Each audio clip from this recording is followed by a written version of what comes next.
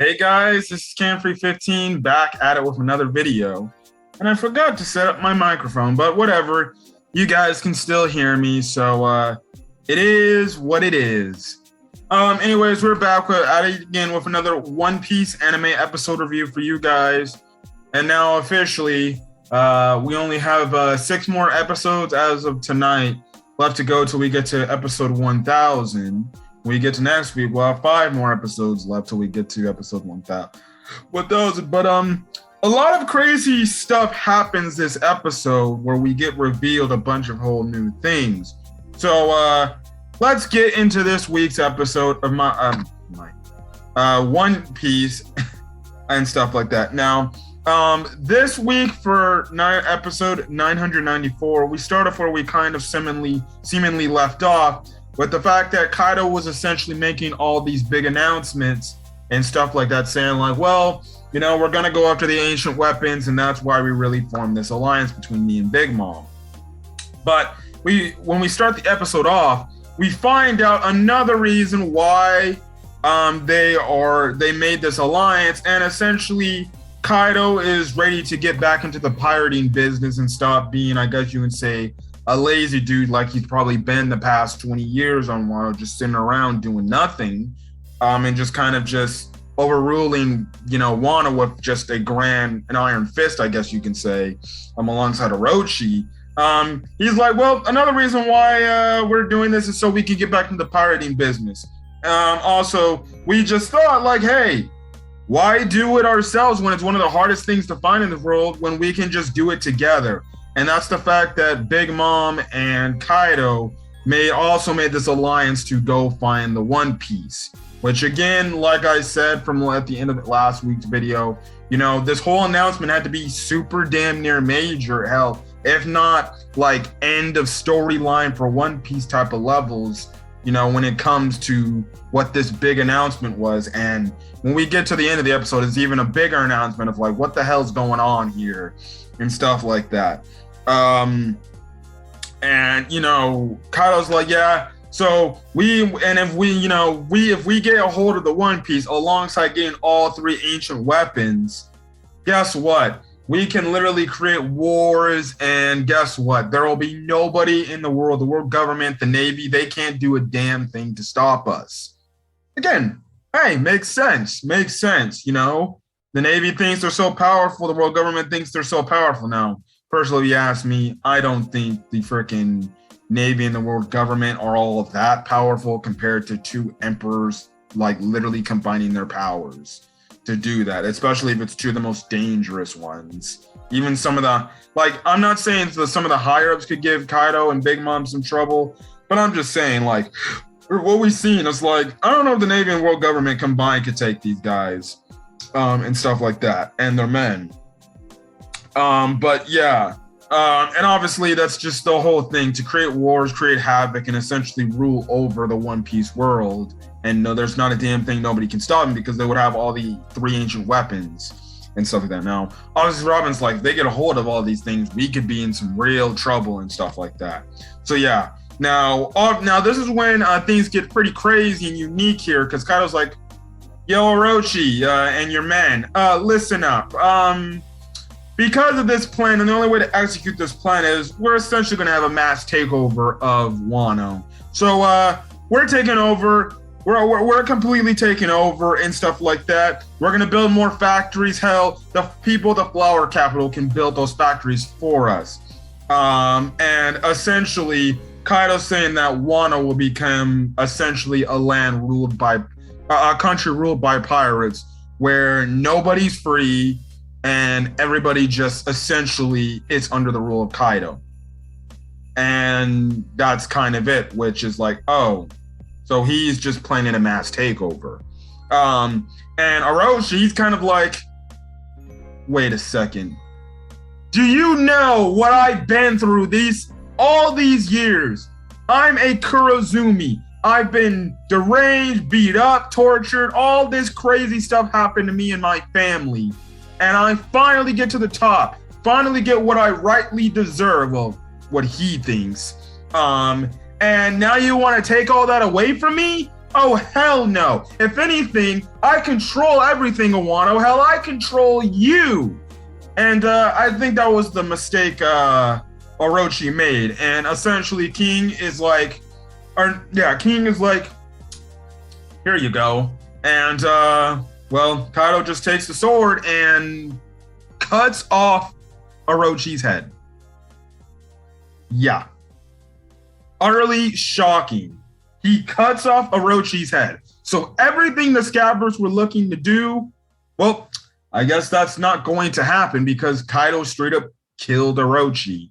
Now, I don't know how people feel about this.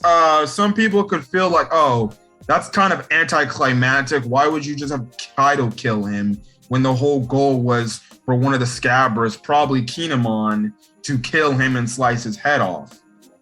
Listen, it is what it is. I did hear in the manga, it was kind of divisive how people felt about this. Now, some people think he's still alive because he has the devil fruit of a Hydra, but I think Orochi's dead.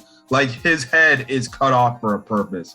I don't think, even with his devil fruit power, he would be able to live. His head is clearly cut off. It's done. Everything, it's like, there's no way. And it's crazy, and I was actually shocked the anime, they actually, obviously they had like coloring sensors and stuff like that behind it. But there was a part late in the episode where, well, regular color, they show just Orochi's head just chilling just right there on the ground, just further implementing, oh, he's dead, and his head's cut off. So it was a pretty gory kill, to be honest. Not as gory because they could have made it gorier with like the blood maybe doing everything. Well, they did have blood on the sword and everything, but it's still crazy to see. Like, it's still crazy to see. Oh, Bruins. Anyways, that's the whole thing. And when Kaido's done with him, Kaido's like, I don't give a damn. The Kurozumi and Kozuki clan mean absolutely nothing to me. And how we saw this hint of the fact that he was getting a little bit of annoyed about Orochi trying to take over this little party and try to kill Momonosuke. Because you could clearly see in the past couple of episodes, he was getting annoyed of Orochi. And even Kaido's like, thank God this, disgusting little tick is finally gone. So you can kind of see that, well, Kaido had to just put up with Orochi's BS for the past 20 years. And I'm guessing, whenever Kaido just saw like, okay, Orochi's not in my plans anymore. He's either going to die or he's going to join me.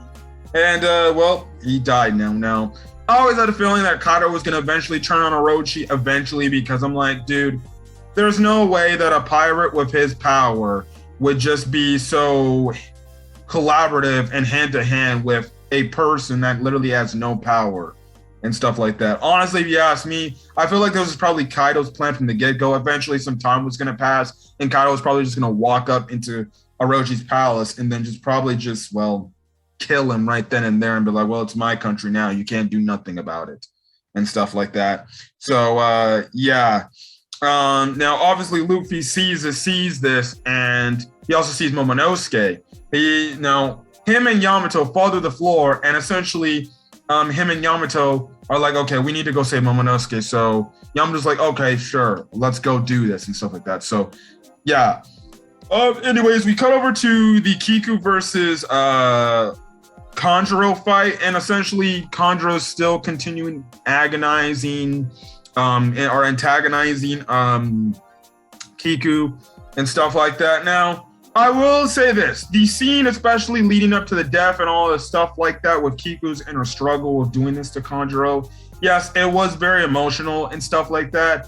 But for me personally, especially the scene where, Kiku had the clear chance to kill Kanjuro, it's like, earlier in the fight, it's like, dude, just kill Kanjuro.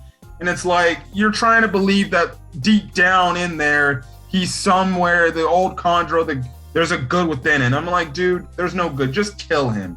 That's just me personally. I don't personally like that whole angle where it's like, okay, stop trying to be anticlimactic with this whole thing. Kill him now, get it over with. And the thing that kind of pisses me off more about the scene with Kiku looking, not quickly just killing him right then on the ground when, she has him on the ground right then and there. It's like, just kill him, please, and thank you. Just kill him. He's saying I'm like, dude, didn't a whole week ago, he said all these mean, harsh things to you and stuff like that.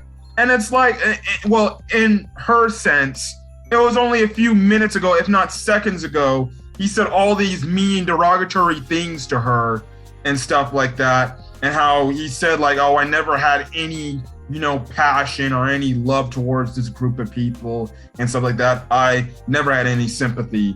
I never had any fun. I just played the role. And you just have Kiku kind of like, please, Kanjuro, don't make me do this. And I'm like, dude, come on, just kill him. He literally just told you seconds ago that he doesn't give a fuck about you guys. And you're just standing there now. Kanjuro again tries to confuse Kiku by, drawing versions of himself from the past and stuff like that to throw her off her game. But, this fight goes where it looks like Kiku loses the fight, but in reality, she stands firm and she manages to defeat Kanjuro. And in the moment when Kinemon and Denjiro show up, you get the all along, with Kiku, they get all the influx of moments of the fact that, and I think it even goes to all the scabbards as well. They get all the moments they remember with Kanjuro and stuff like that. Now, I will say that part was the emotional part because it was like a comrade who turned on you, who betrayed you. You had all these great memories with somebody you thought actually, was feeling happy like you guys were. But in reality, he was just a traitor that really had no sympathy. Again, another character that deserved to die. Now, I don't know if he's dead. That's the only thing. I'm guessing it's implied that he's dead. So yeah. Personally, if you ask me, I wish it was kind of Kinemon that killed Kanjuro if he is dead. Because personally, I felt like Kinemon was the closest to Kanjuro, and I feel like at the time of the betrayal, I felt like it was, I felt like it should have been Kinemon that did it, because it's, from his standpoint, it's like, we literally planned this together and stuff like that. I saved you from Dressrosa and everything. I've done all these things for you, and you turn your backs on us and stuff like that. But it is what it is and stuff like that. So yeah, anyways, they all go on and continue to get ready to get to the part where Kaido's out to try to cut off his head, which I think is going to epically fail. But okay. So what happens next up at the end of the episode is Kaido essentially tells Orochi's remaining men like Fukuroka-ju and the other people, he's like, listen, you boys got 9 or 5 seconds to make up your damn mind. Either you join my crew or you're gonna be killed just like your freaking shogun of a leader. So I'm gonna be guessing that the Orochi's men are just gonna be like, okay, yes, Kaido, we're gonna go under you. We'll be your attendees and stuff like that. And essentially, he goes on to say that, listen, they're going to move Onigashima, this Onigashima they're standing on, to the flower capital, and then rename Wano as a whole New Onigashima. And the new shogun of New Onigashima is going to be none other than Kaido's son, Yamato. The episode ends off with Yamato hearing this, and she's like, what the hell? I don't want to be shogun forced upon myself. And obviously Luffy's like, we need to go save Momo. And Yamato's like, we will. I know a quick shortcut to get there. And that's where the episode ends off and everything. So very good episode. A lot happened in this damn episode. A lot happened. Well, Kaido's plan is revealed. The new Onigashima thing is where he's going to move Onigashima to the flower capital, and he's going to try to make a lawless land where essentially, even though he quote unquote puts Yamato as the shogun, let's be honest, he's going to be the person that's going to be overruling Wano. So hey, it was a good, solid episode. I enjoyed it. Definitely can't wait to see what happens next in the storyline. Again, next week we'll have 5 more episodes left till episode 1000, and I'm guessing by the time we get to episode 1000, that's when we're gonna get all the crazy fights and stuff like that. And the fight for Wano was me, like, literally, this is the fight for Wano now. It's like they lose this fight, Kaido wins and it's over, it's done, But we all know, Luffy's gonna overcome this somehow. Don't know how he's gonna do it. They're gonna have to beat 2 damn emperors. But okay, we'll just have to see what happens next. But other than that, I'm gonna get out of here, guys. Hopefully you guys have a great rest of your day or night checking out this video. Till then, guys, I'll catch you guys on the next video. So again, put in the comment section your thoughts on this week's episode, as well as hit that subscribe button if you want to get more One Piece content, as well as any other anime content I upload to the channel. Like currently right now, I'm actually doing arc reviews for one of the newer series I'm reacting to, or I'm watching for my channel and stuff like that. And I just recently got into Black Clover. So yeah, so I'll probably put that in at the end credit scene if you want to get my thoughts on the first arc of Black Clover. But other than that, I'm the guy over, guys. Hopefully you guys have a great rest of your day or night watching this video. Until then, guys, see you guys later. Peace.